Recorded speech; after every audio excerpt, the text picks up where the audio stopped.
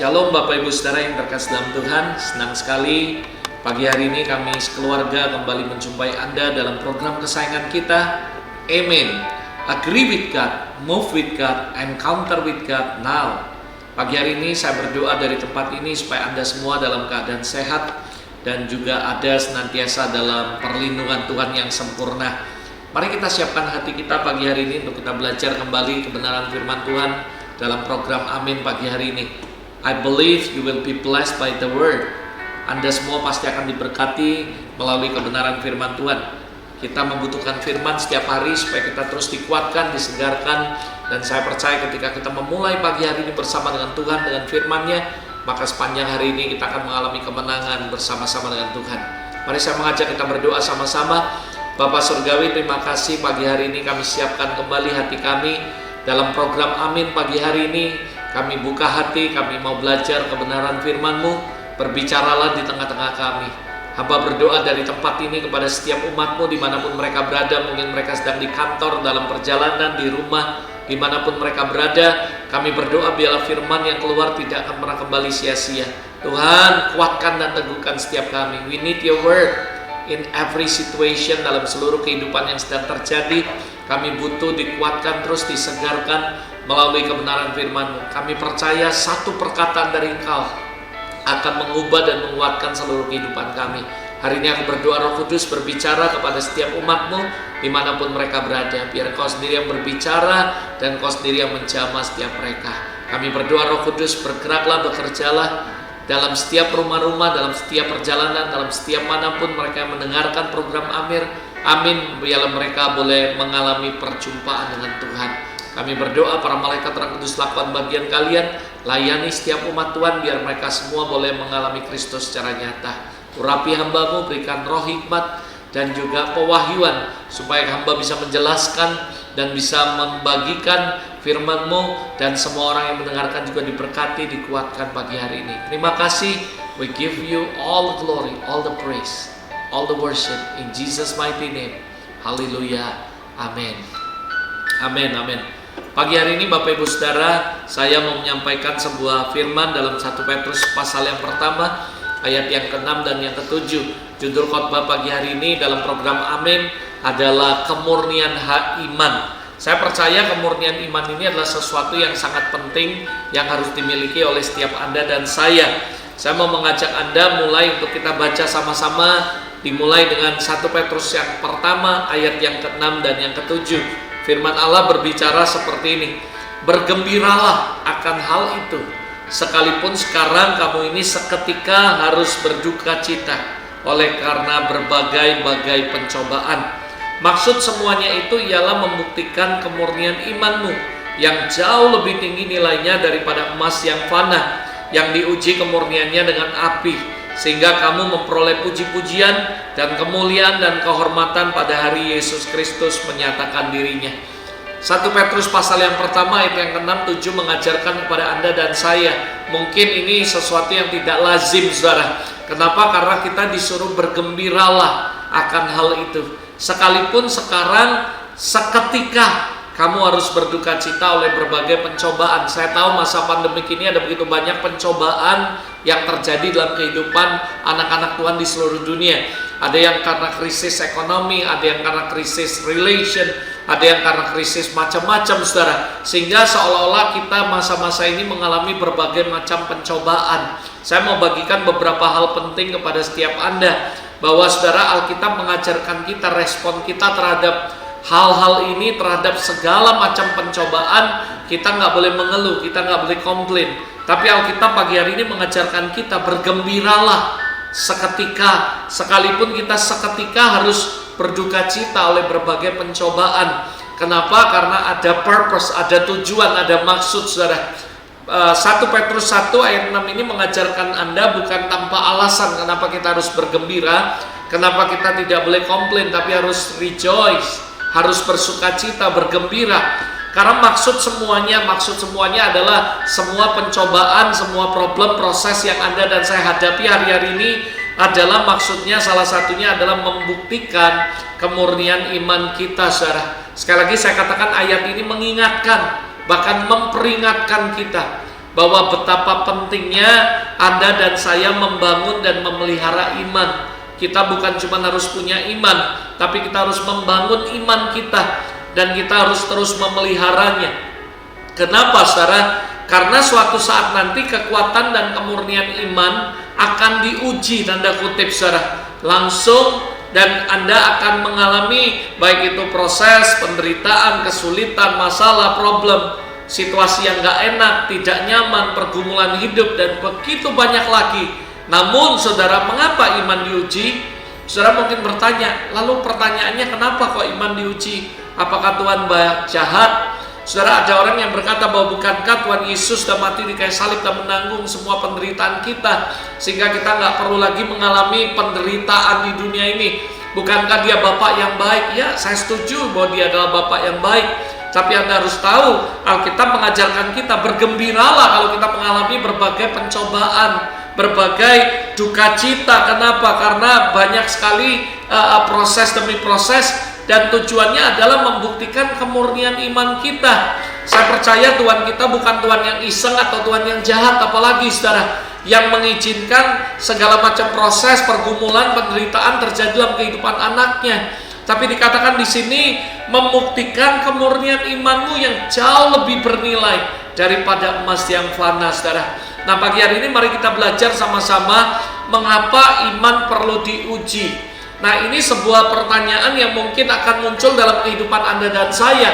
Kalau Tuhan baik, kenapa kok Dia menguji kita? Kalau Tuhan baik, kenapa Dia izinkan pencobaan terjadi? Kalau Tuhan baik, kenapa kok kita harus mengalami berbagai macam penderitaan? This is the reason kenapa Tuhan mau mengizinkan Anda dan saya. Salah satunya jelas 1 Petrus 1 ayat 6 tadi mengatakan bahwa untuk membuktikan kemurnian imanmu. Tapi saya mau mengajak Anda untuk kita belajar sama-sama mengapa perlu diuji, saudara. Nah, saudara, sebelum saya masuk lebih dalam mengapa perlu diuji, saya mau meletakkan sebuah dasar, sebuah fondasi dulu dalam hidup Anda, bahwa dalam 1 Korintus 10 ayat 13 ini adalah ayat yang begitu menguatkan Anda ketika Anda masuk dalam segala macam pencobaan, penderitaan, proses, pergumulan hidup. Anda harus ngerti ayat ini. Ayat ini sebagai foundation bahwa Tuhan itu tetap baik, saudara. Ayat ini berkata pencobaan yang kamu alami ialah pencobaan yang biasa. This is the truth, ini kebenaran. Saudara, ketika saudara mengalami masalah, mengalami proses, Anda harus tahu itu biasa. Itu hal yang biasa, yang tidak melebihi kekuatan manusia. Yang pertama, pencobaan yang kamu alami saat ini, entah itu pergumulan, entah itu pergumulan hidup, entah itu krisis, entah itu apapun yang Tuhan izinkan terjadi dalam hidup Anda. Yang pertama, Anda harus tahu dan percaya bahwa Dia Bapa yang baik dan Dia memberikan pencobaan yang biasa. Yang kedua, tidak melebihi kekuatan kita. Dan yang ketiga dikatakan sebab Allah setia, dan karena itu Ia tidak membiarkan kamu dicobai melampaui kekuatanmu. Yang keempat, bukan cuman biasa, bukan cuman ini, tapi tidak melebihi kekuatan manusia. Lalu yang berikutnya, yang ketiga, maksud saya adalah Ia memberikan kepadamu jalan keluar sehingga kamu dapat menanggungnya.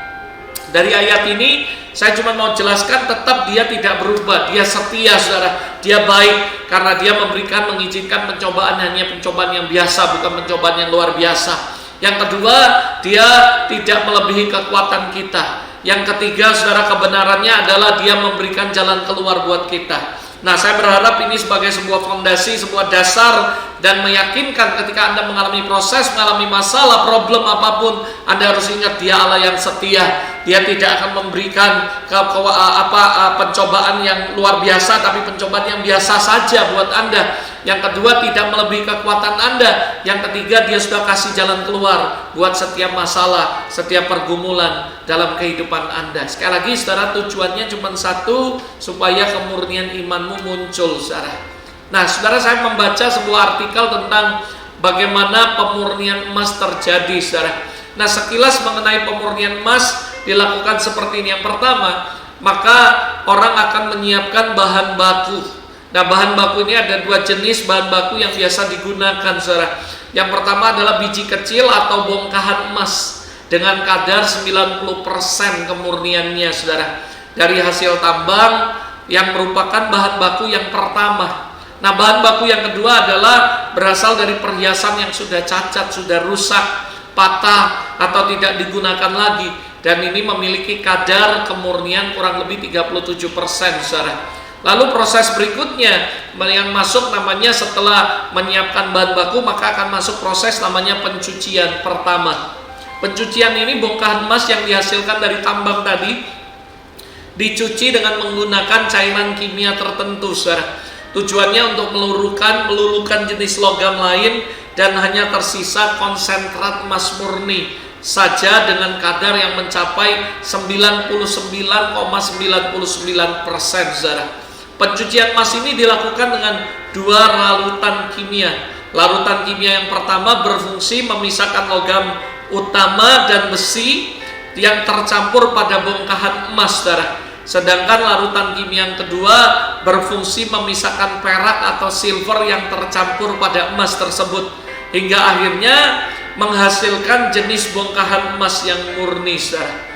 Nah, lalu saudara masuk proses berikutnya, yaitu metode ini dilakukan pada perhiasan emas rongsok. Caranya, perhiasan emas rongsok akan dipanaskan dalam tempat khusus sampai batas temperaturnya adalah 1400 derajat Celcius. Setelah meleleh dan berbentuk cairan emas pekat, kemudian bisa dicetak membentuk emas batangan dan sebagainya.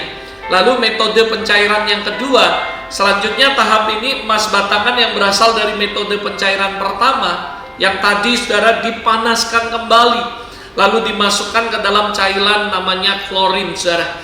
Dari hasil metode pencairan kedua akan menghasilkan jenis emas seperti cornflakes atau sereal jagung, saudara, yang kadar emasnya akan mencapai kurang lebih 90% kemurniannya. Lalu setelah itu baru masuk pencucian kedua. Emas yang berbentuk cornflakes tersebut dicuci dengan menggunakan cairan yang bernama aqua regia. Setelah dicuci dengan aqua regia, emas yang berbentuk cornflakes ini nantinya akan larut dan menjadi cairan mirip minyak. Kemudian akan terus diproses sampai menjadi pasir emas. Bentuk pasir emas ini merupakan jenis emas yang dengan kadar yang paling murni, saudara. Lalu setelah itu masuk ke proses berikutnya, yaitu pembuatan biji emas murni atau grain, saudara. Selanjutnya emas yang tadi yang sudah berbentuk pasir tersebut akan dilelehkan kembali dan dimasukkan ke dalam larutan kimia kembali, saudara. Setelah itu baru akan disaring sehingga akan menghasilkan biji emas murni atau grain. Biji emas murni ini merupakan hasil akhir dari proses pemurnian, saudara. Lalu setelah itu, setelah pemurnian selesai, masuk proses berikutnya, yaitu proses percetakan atau pencetakan. Pada tahap akhir ini biji emas murni itu dilelehkan kembali dan dicetak menjadi batangan tipis atau tebal maupun jenis bentuk yang lainnya seperti koin, batangan, dibentuk dengan ukuran berat mulai dari 1 gram sampai 5 kilogram. Setelah itu emas siap dijual atau dipasarkan, saudara. Nah, saudara, dari pelajaran ini kita bisa lihat sebuah proses yang panjang dan tidak mudah dari pembuatan emas, bahkan melalui suhu yang sangat tinggi. Dicuci, diproses, dilelehkan, dicuci lagi, diproses, dilelehkan berkali-kali, saudara. Dan saya mau sampaikan buat Anda pelajaran apa yang kita bisa ambil, seperti emas yang dimurnikan dalam api berkali-kali supaya kemurnian emas tersebut muncul. Sama juga dengan kehidupan kita yang diizinkan Tuhan mengalami pencobaan berulang-ulang, mengalami proses berulang-ulang, mengalami masalah, problem, segala apapun yang Tuhan izinkan terjadi berulang-ulang dalam kehidupan kita. Tujuannya adalah memurnikan iman kita kepadanya. Karena saya percaya Dia mengizinkan semuanya. Tapi Anda harus ingat, tadi saya sudah sampaikan dasar, itu adalah pencobaan biasa, tidak melebihi kekuatan kita, dan Dia sudah memberikan kita jalan keluar, saudara. Tujuannya cuma satu, karena Tuhan mau supaya muncul kemurnian iman kita, saudara. Dari ilustrasi ini saya belajar satu hal, benar sih bahwa pemurnian itu nggak gampang. Memurnikan iman kita nggak mudah, butuh waktu, saudara. Nah, tetapi saudara, Dari ilustrasi ini saya berharap supaya kita ngerti ketika kita masuk dalam proses pemurnian, untuk benar-benar kita murni butuh berkali-kali dicuci, dibersihkan, dilelehkan, dibersihkan lagi, dicuci lagi, dilelehkan lagi, sampai akhirnya muncul iman yang murni. Nah, balik lagi seperti apa yang tadi mau saya sampaikan. Pertanyaannya adalah mengapa iman perlu diuji? Ada beberapa hal. Yang pertama, saudara, karena Tuhan merasa perlu. Sekali lagi, Tuhan merasa perlu untuk memurnikan iman kita. Bukan karena dia nggak tahu kualitas iman kita, tapi supaya kita ngerti dan harus bertanggung jawab untuk menjaga dan membangun iman kita setiap hari. Sekali lagi, kalau Anda bertanya, kenapa perlu diuji? Alasannya karena Tuhan merasa perlu. Kenapa? Untuk memurnikan iman kita, supaya Dia memberikan sebuah responsibility, tanggung jawab, supaya kita mengerti bahwa kita memiliki tanggung jawab untuk menjaga iman kita, membangun iman kita setiap hari bersama-sama dengan Tuhan. Ini alasan yang pertama mengapa perlu diuji. Karena memang Tuhan menilai perlu diuji, supaya kita mengambil sebuah tanggung jawab dan tahu bahwa kita punya tanggung jawab untuk menjaga iman kita, untuk membangun iman kita di hadapan Tuhan. Hal yang kedua, kenapa perlu diuji? Karena satu-satunya cara hidup berkenan kepada Allah adalah dengan iman, saudara. Hanya iman yang akan bisa menolong Anda dan saya mempercayai bahwa Tuhan itu ada, saudara. Jadi sekali lagi, mengapa perlu diuji? Karena satu-satunya cara hidup berkenan kepada Allah yaitu dengan iman. Ibrani 11 ayat 6, saudara. Tetapi tanpa iman tidak mungkin orang berkenan kepada Allah. Kenapa iman kita harus dimurnikan? Karena Tuhan merasa perlu supaya kita tahu, sadar, dan tanggung jawab, dan menyadari bahwa kita harus menjaga iman, membangun iman. Yang kedua, mengapa perlu diuji iman kita? Karena cara satu-satunya berkenan hidup di hadapan Allah adalah, Ibrani berkata, tanpa iman tidak mungkin orang berkenan kepada Allah. Kenapa iman kita perlu dimurnikan, Pastor Robert? Supaya kita hidup berkenan di hadapan Allah. Karena Ibrani mengajarkan bahwa tanpa iman kita nggak mungkin berkenan kepada Allah.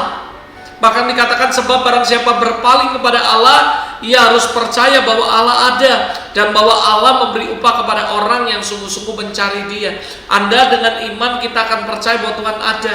Saudara, bagaimana kita bisa mempercayai Tuhan kalau kita nggak punya iman?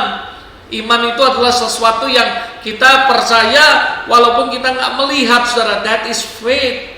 Saudara, saya percaya bahwa kenapa Tuhan izinkan iman diuji, saudara, supaya kita bisa hidup berkenan sama Tuhan. Karena iman adalah jalan untuk kita mengalami perkenanan Tuhan. Dengan iman kita juga bisa mempercayai bahwa Tuhan ada, nyata di tengah-tengah kita, saudara. Ini alasan yang kedua. Alasan yang ketiga, kenapa iman perlu diuji? Karena, saudara, pemeliharaan Allah selalu melalui iman. Paulus berkata bahwa hidup kita sebenarnya dipelihara oleh iman kita kepada Allah. Artinya semakin kuat iman kita, maka kita akan semakin merasakan pemeliharaan Tuhan yang kuat dalam kehidupan kita.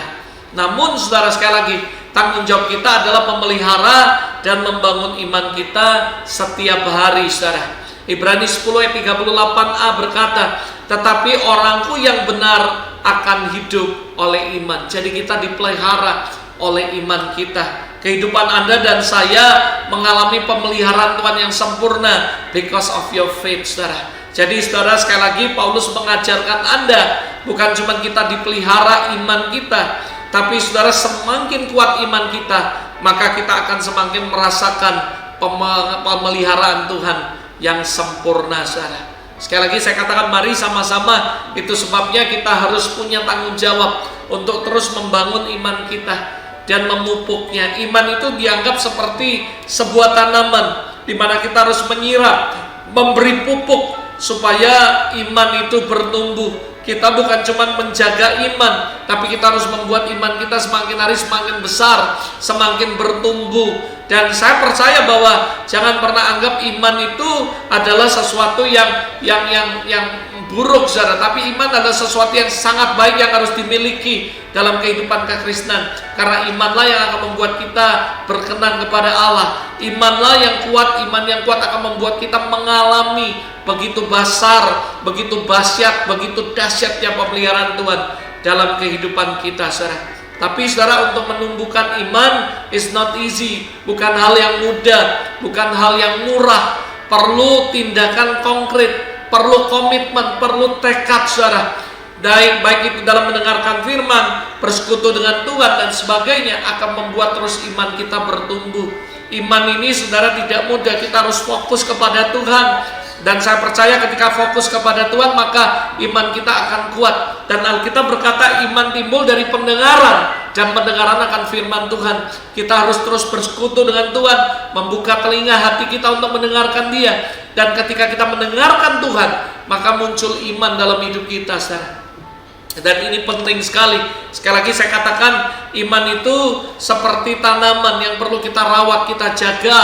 Dan setiap hidup kita, day to day, kita harus jaga iman kita supaya terus bertumbuh dan menjadi besar, saudara. Hal yang keempat, kenapa iman perlu diuji, saudara? Yang keempat adalah ini sesuatu yang sangat memberkati saya. Perhatikan baik-baik, ada sebuah kalimat yang dahsyat sekali yang saya dapat, yaitu kualitas iman akan mempengaruhi kualitas hidup Anda, saudara. Sekali lagi, kualitas iman Anda akan mempengaruhi kualitas hidup. Mengapa iman perlu diuji? Supaya muncul kualitas iman, saudara. Kenapa? Karena kualitas iman akan mempengaruhi kualitas hidup Anda, saudara. Ingat, saudara, Ibrani 13 ayat 7 berkata, ingatlah akan pemimpin-pemimpin kamu yang telah menyampaikan firman Allah kepadamu.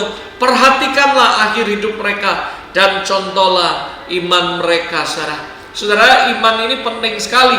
Ketika saudara disampaikan dalam Ibrani ini, saudara, Paulus mengajarkan kepada jemaat Ibrani, dikatakan ingat pemimpin kamu yang sudah menyampaikan firman. Di situ tidak dikatakan perhatikan akhir hidup mereka dan contohlah khotbah mereka. Tidak, saudara. Contohlah iman mereka, saudara. Contohlah iman. Iman adalah sesuatu barometer yang sangat penting yang ditonjolkan dalam Ibrani ini, saudara. Dikatakan perhatikan akhir daripada hidup para pemimpin, orang-orang terdahulu kita.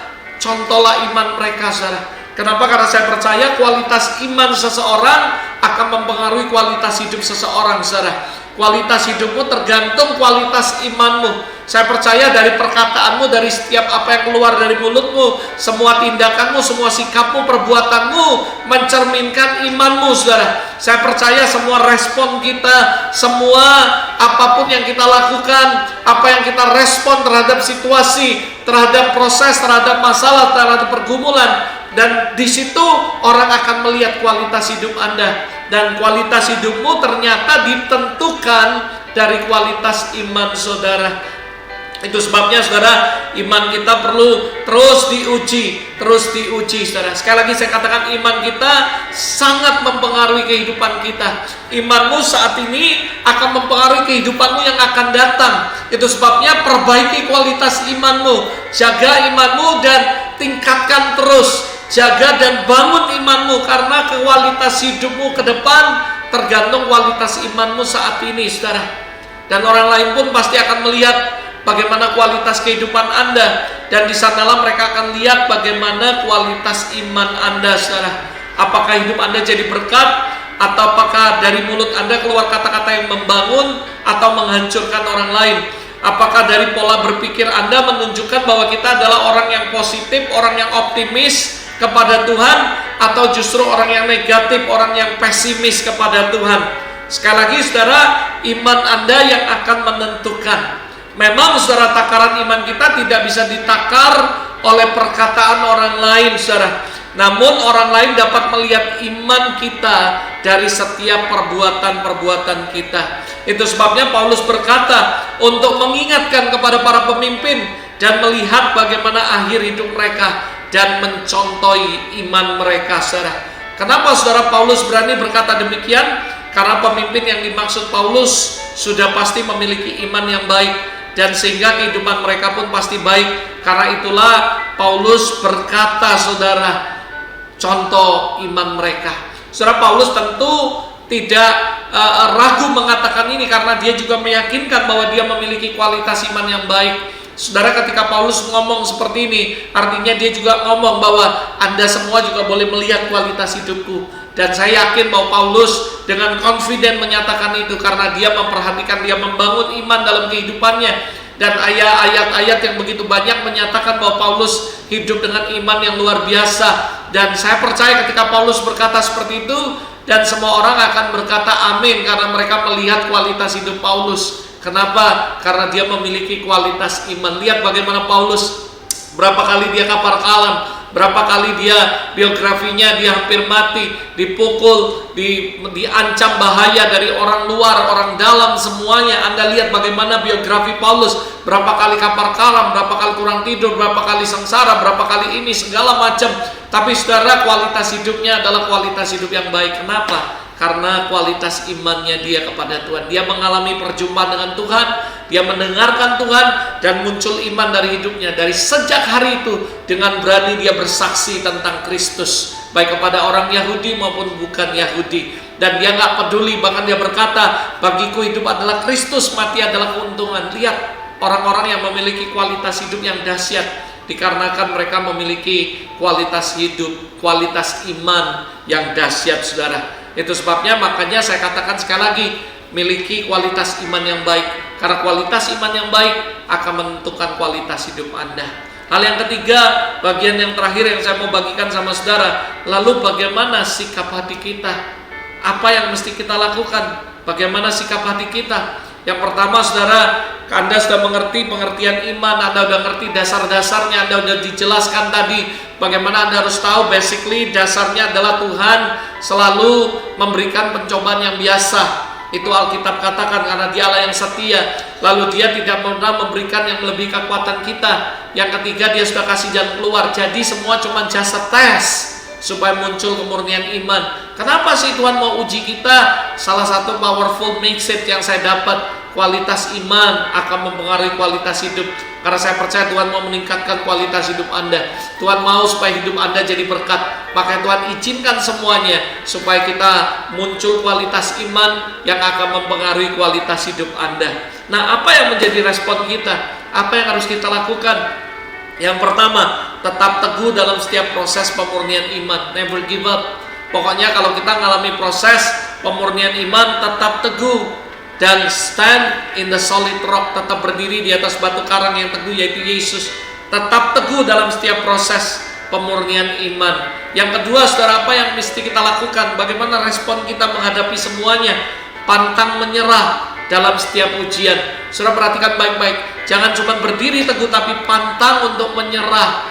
Saudara, jangan give up di tengah jalan, tapi saudara pantang menyerah dalam setiap ujian, dalam setiap proses yang Tuhan izinkan dalam kehidupan Anda. Ada sebuah kalimat, sebuah quote yang bagus yang saya mau sampaikan buat saudara. Dikatakan, what doesn't kill you make you stronger. Apapun yang tidak bisa membunuh kamu, itu akan membuat kamu jadi makin kuat, saudara. Sekali lagi saya katakan, saudara, pantang menyerah dalam kehidupan kita, because what doesn't kill you makes you stronger, saudara. Apapun yang Tuhan izinkan, proses penderitaan, apapun yang terjadi dalam hidup Anda yang tidak membuat Anda mati, yang tidak membunuh Anda, justru akan membuat Anda jadi makin kuat, saudara. That's what I believe, saudara. Yang ketiga, saudara, apa yang mesti kita lakukan? Yaitu tetap bergembira, saudara. Saudara, ketika saudara mengalami segala macam proses penderitaan, proses apapun dalam kehidupan Anda, selain Anda pantang untuk menyerah, yang ketiga, tetap bergembira. Kenapa? Karena ayat ini ngomong seperti itu, 1 Petrus pasal yang pertama ayat 6, bergembiralah akan hal itu. Tuhan tidak ngomong supaya kita malah sedih, kita kecewa, kita mengeluh, tapi dikatakan bergembiralah akan hal itu. Sekalipun sekarang kamu seketika berduka cita oleh berbagai pencobaan. Sekali lagi Alkitab mengajarkan Anda dan saya untuk bergembira. Ini yang menjadi respon kita, saudara. Lalu yang keempat adalah berpikir positif, saudara. Saudara, sehingga ketika Anda mengalami semua masalah ini, yang perlu Anda lakukan adalah tetap berpikir positif, saudara. Sekali lagi saya katakan, mari miliki perspektif yang berbeda. Anda harus tetap optimis. Saudara tahu apa yang membedakan orang optimis dan pesimis? Orang optimis selalu melihat kesempatan dalam setiap kesulitan. Tapi orang pesimis malah sebaliknya, selalu melihat kesulitan dalam setiap kesempatan yang Tuhan berikan. Saya kasih contoh dalam masa pandemi ini. Saya percaya ada orang-orang berpikir pesimis, waduh Tuhan susah, gimana bisa bergerak, gimana bisa melayani dan sebagainya. Tapi orang optimis akan berkata, this is the biggest opportunity, the greatest opportunity buat Anda dan saya. Ini adalah sesuatu yang luar biasa, karena saya percaya orang positif, orang yang optimis selalu berpikir melihat sebuah kesempatan dalam setiap kesulitan, saudara. Saya percaya Alkitab mengajarkan kita ini yang harus menjadi respon kita ketika kita diizinkan alami semuanya, diuji iman kita, mengalami proses pengujian kemurnian iman. Saudara harus berpikir positif, saudara. Lalu yang terakhir, lalu saya akan tutup, yaitu saudara memahami di balik semuanya ada maksud Tuhan yang mulia. Saudara harus ingat baik-baik bagaimana respon kita, bukan mengeluh, bukan komplain, bukan marah, apalagi sampai kita kecewa kepada Tuhan. Tapi kita harus memahami bahwa di balik semuanya itu, di balik semua proses, di balik semua ujian, di balik semua penderitaan, Anda harus dan saya percaya bahwa ada maksud Tuhan yang mulia di balik semuanya itu. Saudara, ayat 7 berkata, 1 Petrus 1 ayat 6, 7, ayat 7 berkata, maksudnya semuanya itu ialah membuktikan kemurnian imanmu. Saudara, kalau kita mengalami ujian iman, karena Tuhan bermaksud untuk membuktikan kemurnian iman kita, yang jauh lebih tinggi nilainya daripada emas yang fana, yang diuji kemurniannya dengan api. Sehingga, catat baik-baik, Anda harus ngerti, ini adalah respon Anda. Anda harus tahu bahwa di balik semuanya ada maksud Tuhan yang mulia.